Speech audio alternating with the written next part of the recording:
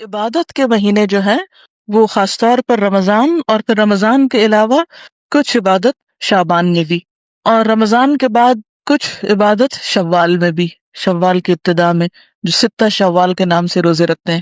تو آپ یوں کہہ سکتے ہیں کہ شعبان، رمضان اور شوال یہ 3 مہینے جو ہیں یہ خاص طور پر روزے جیسی عبادت کے لیے ہیں۔ رمضان میں داخل ہونے سے پہلے اس کا اہتمام شعبان میں ہی شروع ہو جاتا ہے، یا اس کے لیے ذہنی تیاری شعبان سے ہی شروع ہو جاتی ہے، اور پھر یکا یک سلسلہ منقطع نہیں کیا جاتا، بلکہ کیا کیا جاتا ہے، شوال میں بھی کچھ روزے نفلی رکھے جاتے ہیں، اگرچہ شعبان اور شوال کے روزے نفلی روزے ہیں لیکن یہ رمضان کے آگے پیچھے ہیں۔ تو شعبان، رمضان اور شوال یہ خصوصی طور پر روزے جیسی فرض عبادت کی ادائیگی کے مہینے ہیں۔ اب آپ دیکھیے کہ عموماً ہم جب چھٹے ہوئے روزے ہوتے ہیں سال بھر نہیں رکھتے، اچھا ابھی رکھتے ہیں۔ حضرت عائشہ رضی اللہ تعالیٰ عنہا کے ساتھ بھی ایسا ہی ہوتا تھا، وہ عموماً اپنے قضا روزے جو تھی وہ شعبان میں رکھتی تھی کہ اب اگلے سے پہلے پچھلا قرضہ چکا لوں۔ تو اسی طرح شعبان میں کچھ تیاری ہوتی ہے رمضان کی، پھر رمضان میں روزے رکھنے کے بعد اتنا دل لگ جاتا ہے روزوں کے ساتھ کہ رمضان ختم ہونے کا سب کو افسوس ہوتا ہے۔ پھر اس کے بعد بھی 6 روزے اور اتنی فضیلت والے دے دیے گئے کہ اگر وہ رکھ لیے جائیں تو اتنا اجر و ثواب ہے گویا آپ سال بھر روزے سے ہیں۔ تو انشاءاللہ تعالی رمضان کی فضیلت اور برکت تو آپ رمضان سے پہلے سنیں گے ہی، اور مزید اپنے آپ کو تیار کریں گے، لیکن اس عبادت کے لیے یعنی روزے جیسی عبادت کے لیے شعبان کے مہینے میں بھی اس طرف متوجہ ہونے کی ضرورت ہے، اور تبھی آپ متوجہ ہوں گے جب آپ اس کی فضیلت اور اہمیت کو سمجھیں گے۔ اس مہینے میں نبی صلی اللہ علیہ وسلم سے جو عمل ثابت ہے وہ کیا ہے؟ روزوں کی کثرت۔ حدیث میں آتا ہے، ترمذی کی حدیث ہے، حضرت ام سلمہ رضی اللہ تعالی عنہا فرماتی ہیں، ما رأیت النبی صلی اللہ علیہ وسلم یصوم شہرین متتابعین الا شعبان و رمضان۔ میں نے رسول اللہ صلی اللہ علیہ وسلم کو 2 مہینے پے در پے یعنی مسلسل روزے رکھتے ہوئے نہیں دیکھا سوائے شعبان اور رمضان کے، یعنی اس میں آپ کیا کرتے تھے؟ کنٹینیوسلی روزہ رکھتے تھے۔ حضرت اسامہ بن زید بیان کرتے ہیں، میں نے عرض کیا، اے اللہ کے رسول صلی اللہ علیہ وسلم، میں آپ کو کسی مہینے میں سوائے رمضان کے اتنے روزے رکھتے ہوئے نہیں دیکھتا جس قدر روزے آپ شعبان میں رکھتے ہیں۔ آپ نے فرمایا کہ لوگ اس رجب اور رمضان کے درمیان والے مہینے کی فضیلت سے غافل ہیں، لوگ رجب اور رمضان کے بیچ والے مہینے کی فضیلت سے غافل ہیں، وہ اس مہینے کی پرواہ نہیں کرتے، قدر نہیں کرتے، حالانکہ اس مہینے میں لوگوں کے اعمال اللہ کے سامنے پیش کیے جاتے ہیں، اور میری چاہت یہ ہے کہ میرے اعمال اللہ تعالیٰ کے سامنے روزہ داری کی حالت میں پیش ہوں، یعنی جب اللہ تعالیٰ کے سامنے پیش ہوں تو میں روزے کی حالت میں ہوں۔ اس حدیث کو سن کر آپ کو کیا احساس ہوا ہے، کیا خیال آیا ہے؟ جی آپ پیچھے ایسی بات کو بھی جو نہیں پسند ہوتی ہے تو آپ نے دیکھا ہوگا نا کہ جیسے کوئی شخص غلط کام کر لیتا ہے پھر کسی کے سامنے پیش کیا جاتا ہے، مثلاً آپ پرچہ دیتے ہیں، پیپر دیتے ہیں نا، تو اس میں کچھ گڑبڑ کر جاتے ہیں، کوئی سستی کرتے ہیں، غفلت کرتے ہیں، جواب صحیح نہیں لکھتے، پھر ٹیچر کے سامنے آپ کا پیپر آتا ہے، وہ کریکشن کرتی ہیں، پھر بعض اوقات آپ کو ہی بلا لیتی ہیں اور آپ کو پوچھتی ہیں یہ آپ نے کیا، کیا ہو گیا تھا آپ کو؟ اگر آپ ایک ایسے اسٹوڈنٹ ہوتے ہیں جو ادروائز بہت اچھے ہیں تو وہ آپ کی اس اچھائی کی وجہ سے کیا کریں گی؟ اس غلطی کو اگنور کر دیں گی۔ اسی طرح اگر آپ روزے سے ہیں اور آپ کا اعمال نامہ اس وقت یعنی سال بھر کا پیش ہو رہا ہے کہ اس سال میں ان صاحبہ نے یہ اور یہ نیکیاں کمائی ہیں، یہ اور یہ کارنامے کیے ہیں، یا یہ اور یہ بلنڈر کیے ہیں، وہ سب کچھ سامنے جائے گا۔ آپ دیکھیں کہ بعض اوقات غلط کاموں کو دیکھ کر، نافرمانیوں کو دیکھ کر آپ سوچ سکتے ہیں اللہ تعالیٰ کا غصہ کتنا بھڑکتا ہوگا۔ اگر کوئی آپ کی بات نہ مانے تو آپ کو کیسا لگتا ہے؟ کوئی آپ کی بات نہ مانے کیسا فیل کرتے ہیں آپ؟ کہتے ہیں کوئی بات نہیں، نہیں تو نہ سے نہیں مانتے، نہ مانے۔ جی آپ بولیے، یہ بتا رہی ہیں کہ اپنی میڈ کو یہ کچھ کام بتا کے آتی ہیں، جب واپس جاتی ہیں اور وہ نہیں کر کے رکھتی تو ان کو غصہ آتا ہے کہ میں نے بتایا بھی تھا پھر بھی تم نے نہیں کیا۔ بہت تکلیف ہوتی ہے نا، ایک بعض اوقات انسلٹ بھی فیل ہوتی ہے کہ اس کو کہا بھی ہے اور اس نے اس کی پرواہی نہیں کی، اتنی غفلت اور اتنی لاپرواہی۔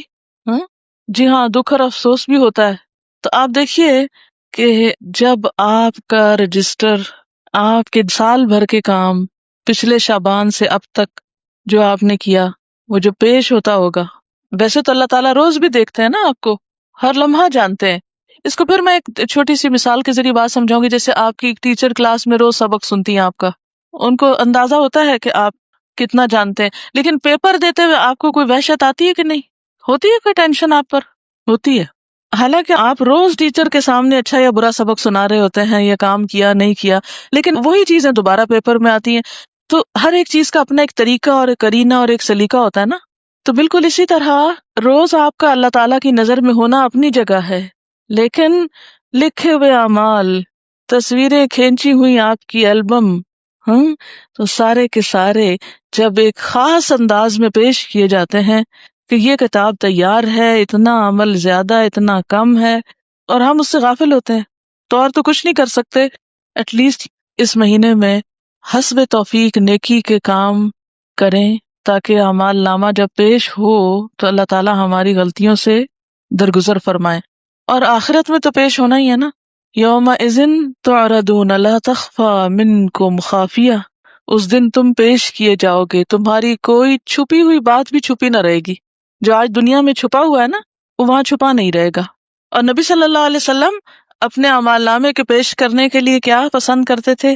کہ اس حال میں ہو کہ میں روزے میں ہوں. جی وہ کہتے ہیں کہ یہ کام کرو، ہم سے طریقہ نکالتے اس کام کرنا رچا نہیں کرتا ہے، بہت غصہ آتا ہے نا کہ جب ہمارے اعمال آتی پیش ہونے لگنا چاہیے. اور ہمیں یہ کہیں گے نا کہ میں نے طریقہ بتا دیا کو کتاب. انسانوں کے سامنے تو انسان بہانہ بھی کر لیتے ہیں، نہیں ٹیچر یہ بات تھی، یہ وجہ تھی، لیکن اللہ تعالیٰ کے سامنے تو ہم کوئی بہانہ بھی نہیں کر سکتے. بس اللہ تعالیٰ کو کیا مطلوب ہے؟ ہمارا دل کدھر رجوع کر رہا ہے، ہماری سوچ کدھر ہے، ہمارے دل میں اس کی محبت کتنی ہے، اور ہماری ایفرٹ کیا ہے، اور ہم کتنا رجوع کرنے والے ہیں. اور بنیادی طور پر اللہ تعالیٰ کو آپ سے بندگی مطلوب ہے، عاجزی مطلوب ہے کہ آپ اس کے بن جائیں. جی ہاں، جن کے اوپر ہمارا کوئی احسان نہ ہو، اگر وہ ہماری بات نہیں بھی مانتے تو کوئی دکھ نہیں اتنا ہوتا، کہتے چلو ٹھیک ہے اس کی مرضی. مثلاً آپ کہیں بازار میں ہیں، آپ کو کوئی ٹیکسی لینی پڑی، آپ ٹیکسی والے کہتے ہیں اپنے روپے میں آپ کو دوں گی، آپ مجھے اس جگہ پہنچائیں. وہ نہیں مانتا تو آپ کہتے ہیں نہیں تو نہ صحیح، چلو میں کوئی اور کہیں معاملہ کر لیتی. کسی دکان پہ جاتے ہیں آپ، کوئی معاملہ کرتے ہیں، دوسرا شخص نہیں آپ کی بات مان، کہتے ہیں نہ صحیح کوئی بات نہیں. لیکن جس پر آپ نے احسان کیا ہو پھر وہ آپ کی بات نہ مانے، اور آپ دیکھیں کہ اللہ تعالیٰ کے ہم پر کس قدر احسانات ہیں، اور پھر ہم کیا کر رہے ہیں اور کتنا کر رہے ہیں. میں سوچتی ہوں کہ کبھی ہم اپنی آنکھوں، کانوں، دل، دماغ کے ساتھ اپنے آپ کو حوالے تو کریں اللہ کے. اسلمت لرب العالمین. غلطی تو ہونی ہے، اس سے نہیں بچ سکتے ہم، لیکن ایک ہے غلطی ہو جانا اور انسان ہونے کے ناطے کوتاہیاں، کمیاں ہمارے اندر ہونا، اور ایک ہے غفلت، ہٹ دھرمی، لاپرواہی، بے نیازی کا رویہ اختیار کرنا، دل چاہے کوئی کام کر لیا، نہیں تو نہ صحیح. یہ رویہ بڑا تکلیف دہ ہے ایک انسان کے حق میں جو وہ اللہ کے ساتھ برتتا ہے. اچھا، اب ایک اور بات یہ ہے، ہم میں سے اکثریت روزے تو نہیں رکھتے شعبان کے، کیونکہ ہم ڈرتے ہیں کہ پھر ہم کمزور ہو جائیں گے اور رمضان کے جو روزے ہیں وہ نہیں رکھ پائیں گے. تو اس کا علاج کیا بتایا گیا ہے کہ 15 شعبان کے بعد نہ رکھیں. ٹھیک ہے نا، نصف شعبان کے بعد روزہ رکھنے سے منع کیا گیا، اور خصوصاً آخری 2 دن جو ہیں ان میں شک کا روزہ بالکل منع ہے. کہ کوئی شخص کہے نہیں میں احتیاطاً روزہ رکھ رہا ہوں، کیا پتا آج رمضان ہو گیا اور میں نے چاند نہ دیکھا ہو، اور یہ جو سب بتا رہے ہیں کیا پتا یہ بھی غلط ہو، تو وہ شخص شک کا روزہ رکھے. تو شک کے روزے سے منع کیا گیا ہے، اور اس کے علاوہ 15 کے بعد روزے سے منع کیا گیا. اب آپ نے دیکھا کہ ایک طرف تو نبی صلی اللہ علیہ وسلم کا عمل ہے کہ وہ 2 مہینے مسلسل روزے رکھتے تھے، دوسری طرف منع کیا گیا ہے کہ 15 کے بعد روزہ نہ رکھا جائے. تو یہ کنٹراڈکشن نہ ہو گئی؟ اسی لیے تو ہم حدیث کو مانتے نہیں ہیں، ایک میں کچھ آتا ہے دوسرے میں کچھ اور آتا ہے. کوئی جواب دے گا؟ جی آپ. شابش، ٹھیک ہے، یاد رکھیے انشاءاللہ آپ اصول الفقہ بھی پڑھیں گے اور چیزیں بھی، اور بھی ذہن کھلے گا آپ کا. جب آپ کا عمل اور قول آمنے سامنے آ جائے تو عمل آپ کے اپنے لیے خاص ہوتا ہے اور قول امت کے لیے ہوتا ہے. ٹھیک ہے نا؟ بعض جگہ آپ کو ایسا ملے گا کہ ایک جگہ آپ کسی چیز سے روکتے ہیں لیکن ہم دیکھتے ہیں آپ خود وہ کام کر رہے ہوتے ہیں. مثلاً ایک اور روزے سے بھی منع کیا گیا ہے. وہ کون سا روزہ ہے؟ سوم. ماشاء اللہ آپ کی معلومات تو بہت ہیں، بخاری پڑھتے ہیں نا، اس لیے کوئی فائدہ ہوا پڑھنے کا؟ الحمدللہ. سوم وصال سے منع کیا گیا. وہ کون سا ہوتا ہے سوم وصال؟ مسلسل روزہ رکھنا کس طرح؟ جیسے صبح روزہ رکھا، افطار کے وقت افطار نہیں کیا، پھر اگلے دن کی اسی وقت نیت کر لی، پھر رات بھر کچھ نہیں کھایا، اگلے دن پھر روزہ ہے، اس کو صوم وصال کہتے ہیں۔ آپ صلی اللہ علیہ وسلم خود ایسا روزہ رکھتے تھے، کیونکہ آپ کی طاقت، جیسے انہوں نے فرمایا، آپ کی کیپیسٹی، آپ کی طاقت، آپ کا مقام اور آپ کی کچھ عبادات امت سے خاص تھی، کیونکہ آپ کا مقام بہت بڑا ہے نا، تو جتنا بڑا کوئی مقام کسی کا ہوتا ہے اتنی بڑی اس کی ذمہ داری بھی ہوتی ہے، ٹھیک ہے؟ تو جیسے آپ نے ہمیں صوم وصال سے منع کیا، اسی لیے عام لوگوں کو 15 کے بعد روزوں سے منع کیا گیا ہے، تاکہ وہ خوف میں نہ رہیں کہ ہم رمضان سے پہلے ہی کمزور ہو گئے ہیں۔ جیسے پہلے 15 دنوں میں روزے رکھیں، پھر اس کے بعد آخری 15 دنوں میں آپ آرام فرمائیں، پھر اس کے بعد رمضان کی ابتدا کریں، ٹھیک ہے؟ اچھا، نبی صلی اللہ علیہ وسلم کے کافی سارے خصائص ہیں، سورۃ الاحزاب میں شاید کچھ ذکر کیے تھے، تو خصائص ہیں آپ کے جو آپ کو امت سے خاص کرتے ہیں، کیونکہ آپ نبی ہیں نا، عام انسان کی طرح تو نہیں ہے، لیکن کچھ کام ایسے ہیں جو آپ نے عام انسانوں جیسے کیے ہیں، جیسے کھانا پینا، بازار جانا وغیرہ وغیرہ، خیر یہ تو ایک الگ بحث ہے۔ اچھا، اب مشکل یہ ہے کہ کچھ لوگ روزہ وغیرہ تو کوئی نہیں رکھتے، مگر حلوہ ضرور پکاتے ہیں 15 شعبان کو، شب رات دھوم دھام سے مناتے ہیں۔ اب ہماری قوم کی اکثریت اس بات سے بالکل غافل ہے، بھولی ہوئی ہے، یہ جو ابتدائی شعبان ہے اس کے روزے کتنے فضیلت والے ہیں، لیکن حلوہ پکانے کی جو رسم ہے وہ بہت لوگوں کو پتا ہے۔ اچھا، اب بعض لوگ یہ بھی کہتے ہیں کہ یہ مردوں کی عید ہے۔ جی، کسی نے سنا ہے یہ پہلے؟ افسوس کہ ایسی میں نے آپ کو بتا دی ایک غلط بات، لیکن معاشرے میں کچھ جگہوں پر یہ مشہور ہے، تو یہ ہے کہ اس کو مردوں کی عید کہا جاتا ہے، تو اس ضمن میں بھی یہ ویسے بنیادی طور پر اس دن وہ ختم کا حلوہ ہی پکاتے ہیں اور مردوں کو ثواب پہنچانے کے لیے، اور اس قسم کی رسومات جو ہیں وہ ادا کی جاتی ہیں۔ اور اس کے لیے دلیل کیا دیتے ہیں؟ بعض کا خیال یہ ہے کہ نبی صلی اللہ علیہ وسلم کا دندان مبارک احد کی جنگ میں شہید ہوا تھا، تو اس وقت آپ سے روٹی نہیں کھائی جاتی تھی، آپ کو حلوہ پکا کر دیا گیا تھا، تو اس لیے ہم بھی حلوہ پکاتے ہیں، یعنی وہ اس سے ریلیٹ کرتے ہیں اس حلوے کو۔ آپ کو معلوم ہے جنگ احد کب ہوئی تھی؟ شاباش، شوال 2 ہجری میں ہوئی تھی۔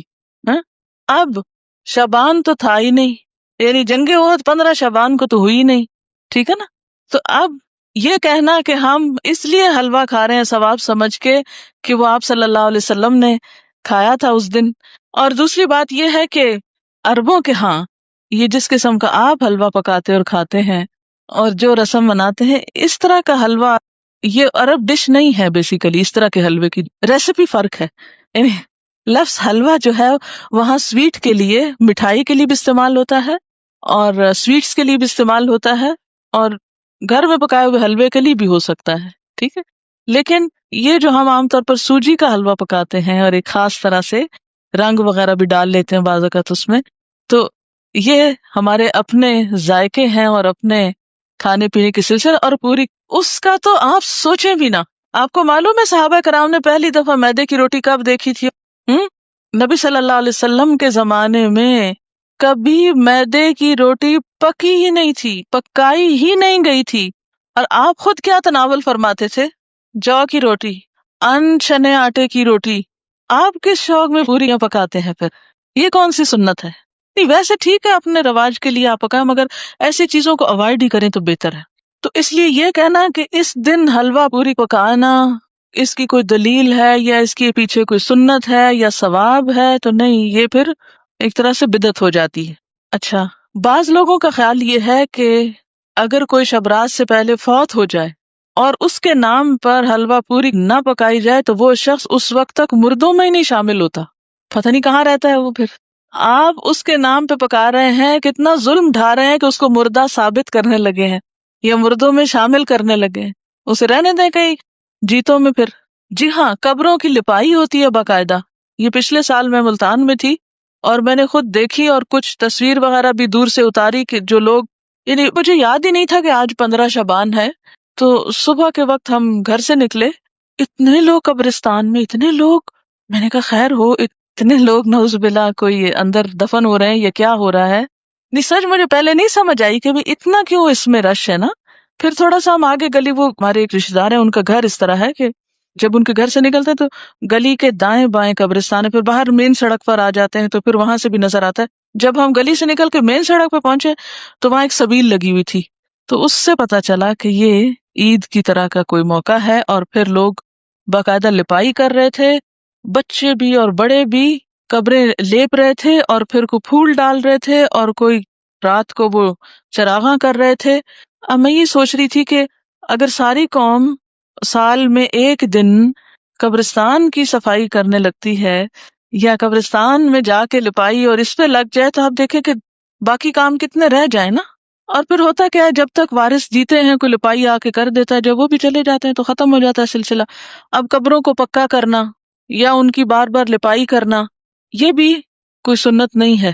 قبروں کو اونچا کرنا اور ان کو بہت نمایاں کرنا اور ان کی بہت اس طرح کی کیئر کرنا جو ہے، اس کا ہمارے دین میں تصور نہیں ہے۔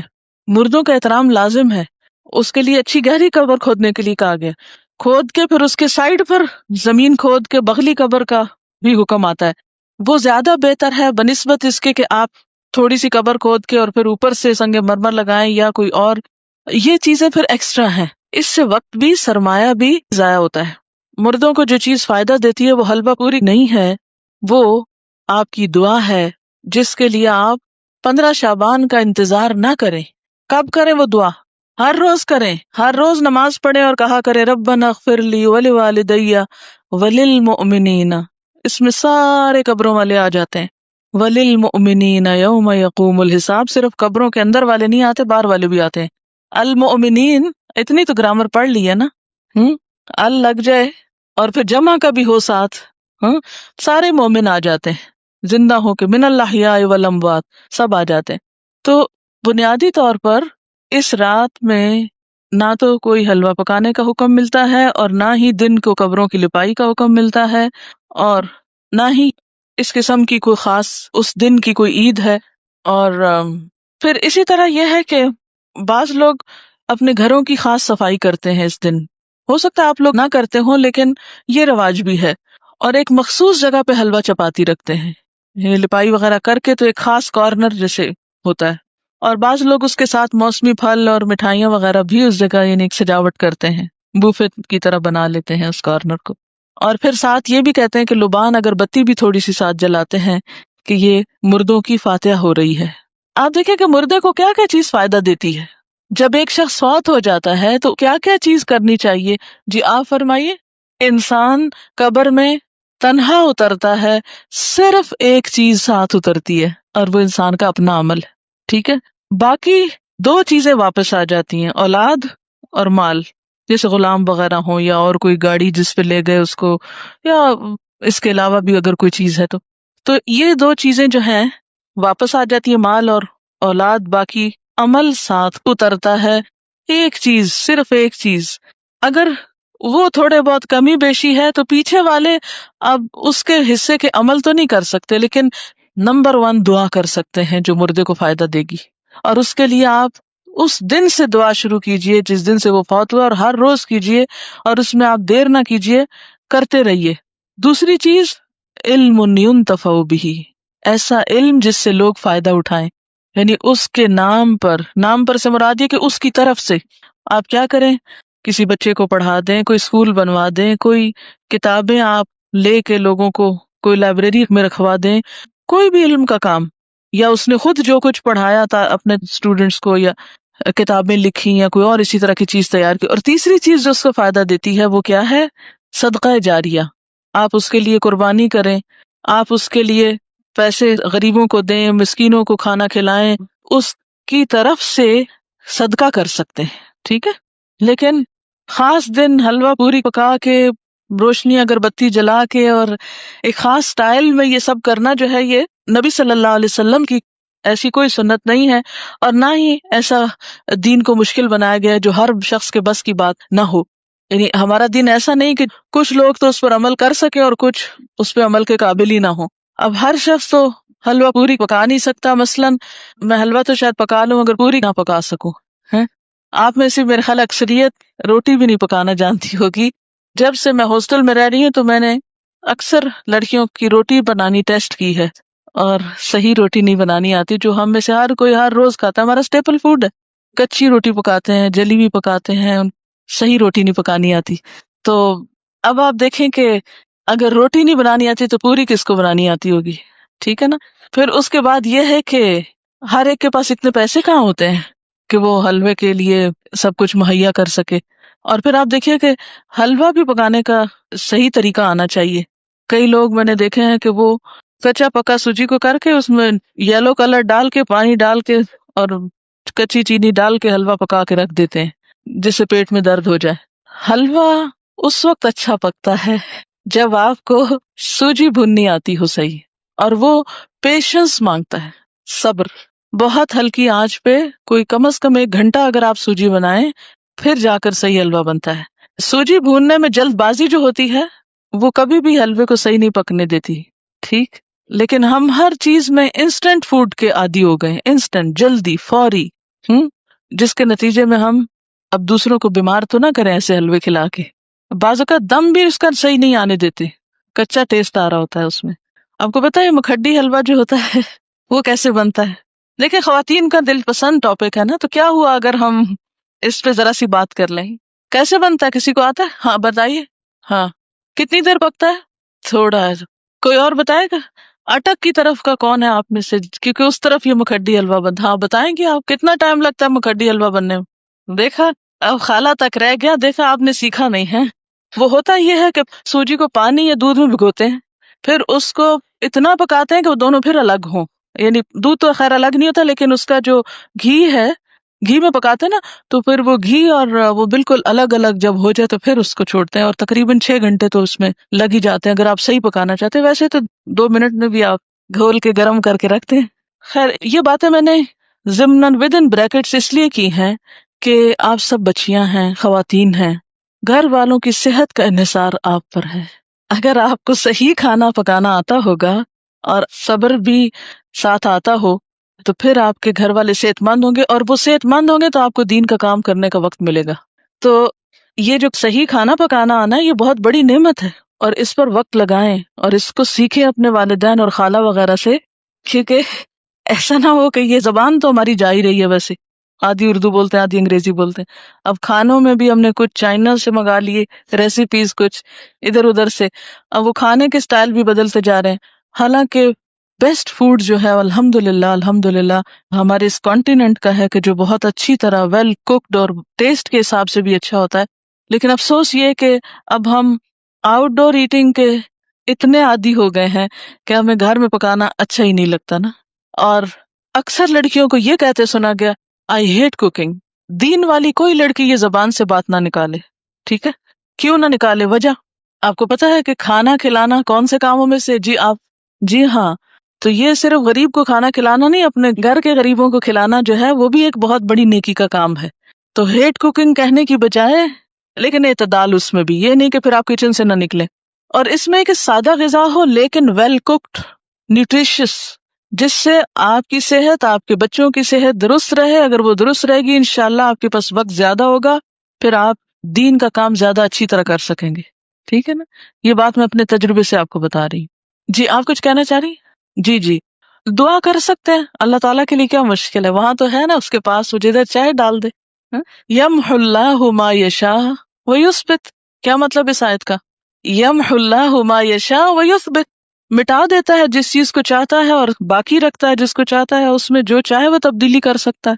وَعِندَهُ أُمُّ الْكِتَابِ، اور اس کے پاس ہے اصل کتاب. سب کی تقدیریں اس کے ہاتھ میں ہے، جس کو جو چاہے عطا کر دے اور جس کے حصے سے جو چاہے کراس کر دے کہ نہیں یہ اس کو نہیں دینا.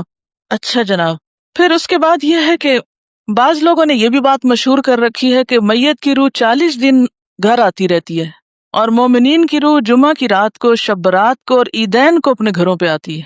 یہ بات مشہور ہے کہ اس دن روحیں آتی ہیں، ایک تو جمعرات کے دن آتی ہیں، اور ایک جو ہے عیدوں کو آتی ہیں اور شبرات کو آتی ہیں.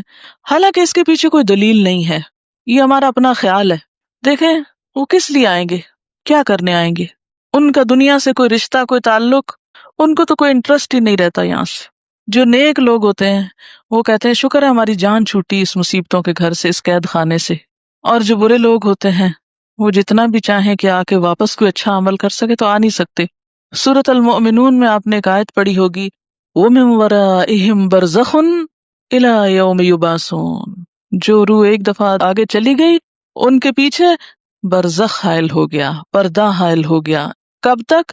إِلَى يَوْمِ يُبْعَثُونَ، اس دن تک جب کہ یہ بالکل ایسے جیسے بچہ پیدا ہونے کے بعد واپس نہیں ماں کے پیٹ میں جا سکتا، ایسے ہی دنیا سے جانے کے بعد انسان دنیا میں نہیں آ سکتا. اتنا ہی محال ہے. جیسے بچے کی پیدائش میں ماں کو ایک تکلیف اٹھانی پڑتی ہے نا، تو مرتے وقت جب انسان کی روح نکلتی ہے تو خود اس کو یہی کرب سے گزرنا پڑتا ہے. تو روح بھی آپ دیکھیں کہ بہت سے وہ لوگوں کے مرتے وقت کے حالات سنے ہوں گے، پڑھے ہوں گے. ایک ڈاکٹر مودی شاید اس نے 120 لوگوں کے موت کے واقعات لکھے ہوئے ہیں. تو وہ تجربہ یہ بتاتے ہیں کہ جیسے ایک گیٹ کھلتا ہے اور اس میں ہم جا رہے ہیں، ٹریول کر رہے ہیں، آگے کو جا رہے ہیں. تو بات یہ ہے کہ جو آگے چلا جاتا ہے وہ مِن وَرَائِهِمْ بَرْزَخ، پیچھے آڑ آ جاتی ہے، دروازہ بند کر دیا جاتا ہے. اب دنیا میں نہیں کوئی آتا، اور انہوں نے کرنے بھی کیا آنا ہے. اور کہیں سے ثابت بھی نہیں ہے قرآن سے کہ روحیں ہمارے گھروں میں واپس آ کے رہتی ہیں. ٹھیک ہے نا. اور آپ ذرا سوچے تھوڑی دیر کے لیے کہ اگر آپ کو مرنے کے بعد آپ کے گھر میں بار بار آنے کی اجازت دی جائے تو آپ کا حال کیا ہوگا، بتائیے ذرا. آپ دیکھیں گے آپ کا سامان کسی کے پاس چلا گیا، آپ کی چیزیں کسی نے توڑ دی ہیں، آپ کی چیزیں کسی نے پھینک دی ہیں، خراب کر دی ہیں. تو آپ دیکھ دیکھ کے کیا کریں گے؟ ذرا سوچیں، اپنے آپ کے لیے سوچیں کہ آپ مرنے کے بعد پھر آئیں دنیا میں، اور عید کو بھی آتے ہیں، اور شبرات پہ بھی آتے ہیں، اور جمعرات کو بھی آتے ہیں، اور 40ویں پہ بھی آتے ہیں. تو پھر آ کے آپ کیا کرتے ہیں؟ کیا کریں گے آ کے؟ کتنی حسرتیں ہوں گی نا. تو کیا آپ سمجھتے کہ اللہ تعالیٰ بندوں کو اس طرح حسرتوں میں مبتلا کرتا ہے کہ واپس بھیج کے، یعنی سارے تو عید کے کپڑے پہن کے کھڑے ہوں اور ہم دور کھڑے دیکھتے رہے ہیں کہ یہ عید منا رہے ہیں اور ان کو ہم بھول گئے، ہمیں یاد ہی نہیں کرتے اب یہ. اور پھر ہمارا دل چاہے گا کہ ہم کسی کو گلے ملیں، یہ جو آپس میں ہم بھی ملیں تو مل نہیں سکیں گے. اب پھر کسی کو دیکھ کے دل چاہے گا کہ اس سے بات کریں، بات ہی نہیں کر سکیں گے. تو یہ بات عقل کو بھی نہیں لگتی کہ کوئی مرنے کے بعد پھر دنیا میں آئے، اور پھر آئے بھی خاص اوکیزنز پہ جب لوگ خوشیاں منا رہے ہوں اور آپ مر کے آ کے ان کے سر پہ دیکھ رہے ہوں حسرت سے. کس قدر افسوسناک بات ہے. تو اور پھر یہ تو چلو ویسے ہم سوچ رہے ہیں نا کہ اگر ہو، اف اٹ از پاسبل، تو how does it look like. لیکن قرآن میں بھی کہیں نہیں لکھا ہوا اور حدیث میں بھی کہیں اس طرح نہیں پتا چلتا. ہاں یہ ہے کہ مردہ جب قبر میں ہوتا ہے نا تو اس کے حساب کے لیے اس کو واپس روح لوٹائی جاتی ہے، اس کو اٹھا کے بٹھایا جاتا ہے. اور وہ جو ایک کنیکشن ہے نا مردے کا قبر میں اور برزخ میں، وہ ایک خاص کنیکشن ہے. جیسے ہمارے پاس ایک ٹیلی فون ہے اور ایک کسی اور جگہ پر ہے تو وہ ایک خاص وائر کے ذریعے کنیکشن ہے. تو جسم اور روح کا ایک کمیونیکیشن کو ہو سکتا ہے آپس میں، لیکن وہ قبرستان کی حد تک ہو جائے تو ہو جائے، کیونکہ وہاں سزا جزا کا ایک کنسیپٹ موجود ہے قبروں کے اندر. لیکن عام گھروں میں اور گھروں کے اندر آ کر، اور پھر یہ کہ کچھ روحیں بھٹکتی ہیں اور کچھ روحیں دوسروں کے اوپر مسلط ہو جاتی ہیں، اور یہ سب جنات ہوتے ہیں جن کو انسانی روحیں سمجھ کر وہ کیا جاتا ہے. اور بعض اوقات شیاطین دھوکہ دیتے ہیں انسانوں کو، کیونکہ بعض لوگ کہتے ہیں نا مجھے بالکل ابھی خوشبو آئی تھی اور مجھے ایسے لگا جیسے مجھے کسی نے آواز دی ہے، اور مجھے بالکل وہ تو میرے بھائی جیسا ہی تھا، کوئی مجھے ہیولا نظر آیا گھر میں، اور یہاں خانہ کعبہ میں نظر آیا فلاں، وہ تو فوت ہو چکا. یہ سب اگر آپ نے سائیکالوجی پڑھی بھی ہو تو اس میں آپ نے پڑھا ہوگا، التباس کے بارے میں پڑھا ہوگا، ہیلوسینیشن وغیرہ کے بارے میں. خیر وہ ایک اور ایکسٹریم پہ لے جاتے ہیں. لیکن بیسیکلی یہ ہے کہ جو شیاطین ہوتے ہیں، جنات ہوتے ہیں، وہ بھی بعض اوقات انسان کو دھوکہ دیتے ہیں، ایسی باتیں ان کو بھٹکانے کے لیے، بہکانے کے لیے، ان کا عقیدہ خراب کرنے کے لیے، بگاڑنے کے لیے ان کو بھول بھلائیوں میں ڈالتے ہیں، ان شکلوں میں آ جاتے ہیں. ٹھیک ہے نا. تو جو چیز قرآن سنت سے ثابت نہیں، بس اس پہ خاموشی اختیار کی جائے، نہ کہ اس کے آگے ایک نیا دین گھڑ لیا جائے اور پھر کھانے پکا لیے جائیں. اب دیکھیں مردہ خود تو وہ حلوہ کھا نہیں سکتا اور ہم اس کو خوش کرنے کے لیے حلوہ بنا رہے ہیں. اب مثلاً آپ کسی کے گھر میں جائیں اور وہ کہ ہم نے آپ کو خوش کرنے کے لیے یہ سب کچھ پکایا ہے اور کھانے نہ دیں آپ کو، یا آپ کھا نہ سکیں اس کو، آپ کتنے خوش ہو کے لوٹیں گے؟ اچھا بعض لوگ ایک مغالطہ دیتے ہیں، وہ کہتے ہیں یہ جو آتا ہے نا تنزل الملائکۃ والروح فیہا باذن ربہم من کل امر سلام، کہ لیلۃ القدر میں روح اترتا ہے. تو اب آپ بتائیں کہ اس روح سے مراد کون سا ہے؟ اگر اس روح سے مراد مرے ہوئے لوگوں کی روح ہے تو پھر ان آیتوں کے بارے میں کیا کہیں گے؟ نزل بہ الروح الامین، روح سے مراد کیا ہے قرآن پاک میں؟ جبرائیل علیہ السلام کے لیے یہ لفظ استعمال ہوا ہے، اذ ایدتک بروح القدس قل نزلہ روح القدس نزل بہ الروح الامین تعرج الملائکۃ والروح یوم یقوم الروح والملائکۃ صفا، اور پھر تنزل الملائکۃ والروح سورۃ القدر میں۔ تو یہ جو روح اترتی ہے اس سے مراد مردوں کی روحیں نہیں ہیں، یہ خاص روح مراد ہے، اور اس سے مراد جبریل امین ہے، ٹھیک ہے؟ اسی لیے خود قرآن پاک پڑھنا کتنا ضروری ہے، ورنہ اس طرح کی باتوں سے لوگ عموماً کیا ہوتا ہے۔ اچھا پھر جناب بات یہ ہے کہ نبی صلی اللہ علیہ وسلم کی 22 سالہ زندگی میں یہ دن آتا رہا ہے، 15 شعبان جس کو ہم شبرات کہتے ہیں، ہاں؟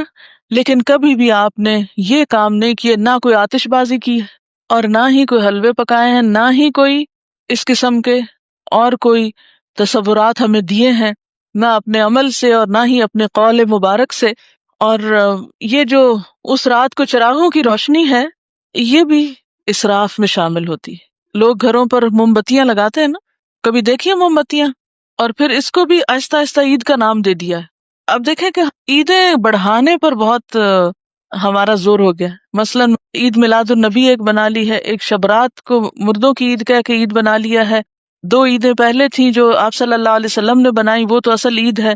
تو کیا یہ زیادتی کی بات نہیں ہے کہ دین میں اضافے کرتے چلے جا رہے ہیں؟ یعنی آپ نے تو اس کو عید نہیں کہا، نہ سیلیبریٹ کیا، اور ہم اس کو عید کے طور پہ سیلیبریٹ کر رہے ہیں۔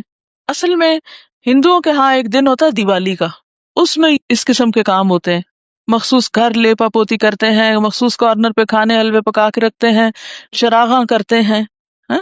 اب ہمیں اسلام میں آ کر کچھ اس قسم کے فنکشنز کرنے تھے اور کچھ ایسے ہمیں آلٹرنیٹ تلاش کرنے تھے، تو وہ ہم نے اس شکل میں کر لی، کیونکہ ہم لوگ بیسیکلی تو سب یہاں جو ہمارے آبا و اجداد ہیں وہ ہندوؤں سے مسلمان ہوئے نا، یا سکھوں سے مسلمان ہوئے، کیونکہ اس علاقے کے لوگ جو ہیں بنیادی طور پر یہاں کا جو ہندوازم ہے یہ قدیم ترین مذہب ہے اس علاقے کا، تو ان کی اولادیں ہونے کے ناطے سے پھر بہت سے لوگ جب اکثریت میں مسلمان ہونے لگتے ہیں تو عموماً کیا ہوتا ہے، وہ کلمہ تو پڑھ لیتے ہیں لیکن طریقے وہی ہوتے ہیں، اور بعض اوقات نئے دین میں آ کر بھی پرانے دین کی چیزوں کو کہیں نہ کہیں فٹ کر دیتے ہیں۔ جیسے نئے گھر میں آپ جاتے ہیں تو پچھلے گھر کی چیزیں کہیں نہ کہیں لٹکا دیتے ہیں، کوئی ادھر کوئی ادھر، ہاں؟ تو یہی کچھ ہمارے ساتھ بھی ہوا ہے۔ اور پھر یہ ہے کہ آتش بازی جو ہے اس میں جان کا نقصان بھی ہے، مال کا نقصان بھی ہے، ویسے بھی خطرہ ہے کہ کسی کو آگ لگ نہ جائے، یا خاص طور پر جو فائر ورکس کرتے ہیں۔ یہ تھی چند باتیں جو اس حوالے سے آپ سے کرنا تھی۔ اس کے ساتھ ہی جو کچھ کوسچنز ہیں میں ان کے جواب دے دیتی ہوں۔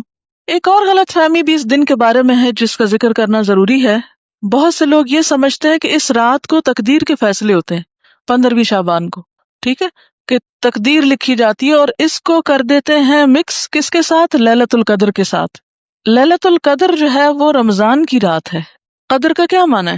نمبر 1 تقدیر، نمبر 2 اندازہ، نمبر 3 تنگ ہونا۔ اس رات اتنے فرشتے اترتے ہیں کہ زمین تنگ ہو جاتی ہے ان کے لیے۔ نمبر 2 یہ کہ وہ بڑی قدر و قیمت والی رات ہے کہ قرآن نازل ہوا تھا، انا انزلناہ فی لیلۃ القدر۔ اچھا تیسری بات یہ ہے کہ اس لیلۃ القدر میں تقدیر جو ہے بندوں کی وہ فرشتوں کے حوالے کی جاتی ہے، تنزل الملائکۃ والروح فیہا باذن ربہم من کل امر۔ تو سارے امور جو ہے زمین پہ جن کی ایگزیکیوشن ہونی ہے وہ فرشتوں کے سپرد، یعنی سال کا بجٹ دیا جاتا ہے۔ یہ سارے کام رمضان کے آخری عشرے کی کسی ایک طاق رات کو ہوتے ہیں جس کو لیلۃ القدر کہا جاتا ہے، یہ 15 شعبان کو نہیں ہوتے، ٹھیک ہے۔ بات یہ ہے کہ قرآن پاک میں آتا ہے وَمَا نَهَاكُمْ عَنْهُ فَانْتَهُوا، جس چیز سے نبی صلی اللہ علیہ وسلم روکے اس سے رک جاؤ، ٹھیک ہے۔ تو آپ جب روکتے ہیں ایک بات سے کہ 15 کے بعد نہیں روزے رکھو، تو پھر ہم یہ نہیں کہیں گے چونکہ آپ نے رکھے تو ہم آپ کی سنت فالو کر رہے ہیں، ٹھیک ہے۔ اچھا یہ لکھے ہوئے سوالوں کے جواب دے دیں۔ شعبان کے پہلے 15 دنوں میں پورے 15 دن کے روزے رکھ سکتے ہیں اگر آپ چھٹی نہ کر لیں روزہ رکھ کے، ہاں، یا دیر سے نہ آنا شروع کر دیں، کیونکہ ہوتا یہ ہے کہ آپ پھر ایڈوانٹیج لے جاتے ہیں کہ ہم روزے سے ہیں اس لیے ہم نے ہوم ورک نہیں کیا یا ٹیسٹ نہیں دے رہے۔ اگر کوئی یہ پوچھے کہ ہم کیا کریں اس دن 15 شعبان کو، نہیں لوگوں کو عادت ہو گئی ہے ختم وغیرہ کرنے کی، تو اس لحاظ سے وہ پوچھیں کہ پھر اس دن کیا کریں، تو ان کو کیا جواب دیں؟ کیا جو پکا کر گھر حلوہ چاول وغیرہ بھیجے تو اس کو کھا لیں؟ اب دیکھیں بدعت کا کھانا ہے، ٹیکس کی قسم کا ہے۔ پہلی بات تو یہ ہے کہ انہیں کہیں وہی کریں جو روز کرتے ہیں، نمازوں کی پابندی کریں، صدقہ خیرات جیسے روٹین میں کرتے ہیں، کیونکہ جو دن اللہ کے رسول صلی اللہ علیہ وسلم نے مخصوص نہیں کیا کسی خاص عبادت کے لیے، اس کو اپنی طرف سے بتا کے اچھا آپ یہ کر لیں یہ کر لیں یہ کر لیں، تو یہ بھی درست نہیں ہوگا.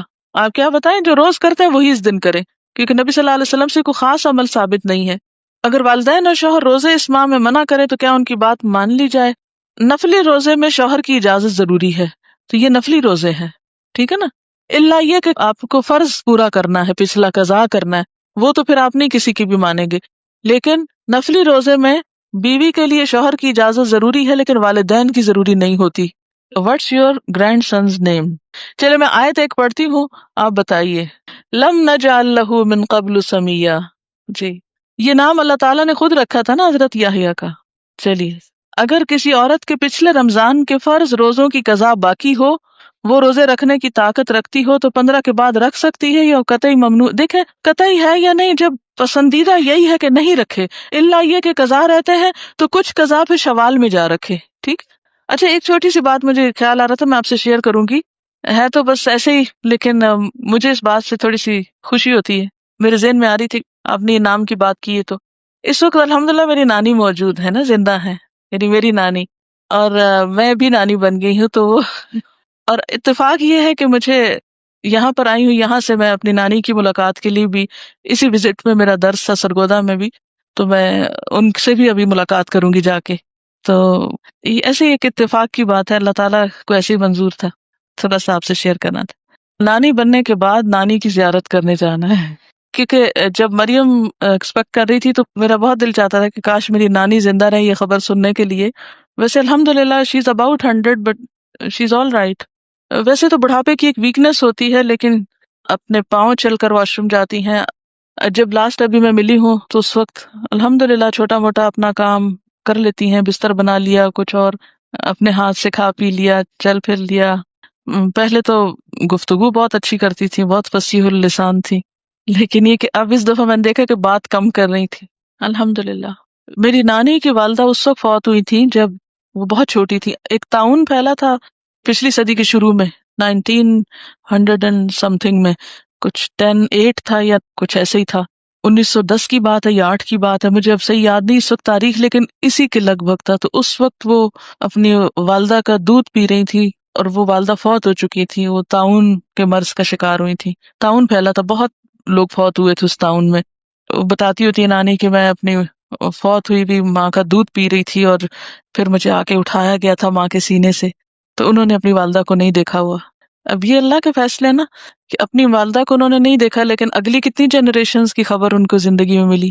جو چاہے اللہ کرے. کوئی اور سوال میں ورنہ پھر اجازت چاہوں گی. یہ کہتے ہیں کہ کلاس میں اتنی نیند کیوں آتی ہے؟ اس لیے کہ آپ کے پاس آکسیجن کی کمی ہوتی ہے، کیونکہ زیادہ لوگ جب آ جاتے ہیں تو پھر اس نیچرل روحیں اگر اس طرح نہیں آتی تو پھر ان کے بارے میں آپ کیا کہیں گی جو لوگ روحوں کو بلاتے ہیں اور ان سے باتیں کرتے ہیں. میں نے خود بھی کئی دفعہ یہ ایکسپیرینس کیا ہے، یہ ایکسپیرینس میں بھی کر چکی ہوں، ایسی بات نہیں ہے، لیکن یہ سب جنات ہیں. مرے ہوئے لوگوں کی روحیں نہیں آتی، جنات ہوتے ہیں جو آس پاس گھومتے پھرتے رہتے ہیں، جن کو ہمارے حالات پتہ ہوتے ہیں اور وہ اس کے اندر آ کے جو باتیں ہمیں معلوم ہوتی ہیں وہی ہم جو پوچھتے ہیں وہ کچھ نہ کچھ اوٹ پٹانگ بتاتے رہتے ہیں. It's just waste of time, کوئی فائدہ نہیں، علم لا ینفع ہے. اور کئی لوگ 40 دن تک لائٹ نہیں آف کرنے دیتے کہ جو فوت ہوا شخص ہے وہ واپس آتا ہے. تو دیکھیں آپ کو اندھیرے میں اپنے گھر کا راستہ ملتا ہے؟ اتنی جب ڈارک رات ہو جاتی ہے، چلو شہر میں تو پھر بھی روشنی ہوتی ہے، گاؤں وغیرہ میں تو اندھیرا ہو جاتا ہے. چلو کوئی بات نہیں، وہ تو غریب کو، لیکن 40 دن نہ مقرر کریں.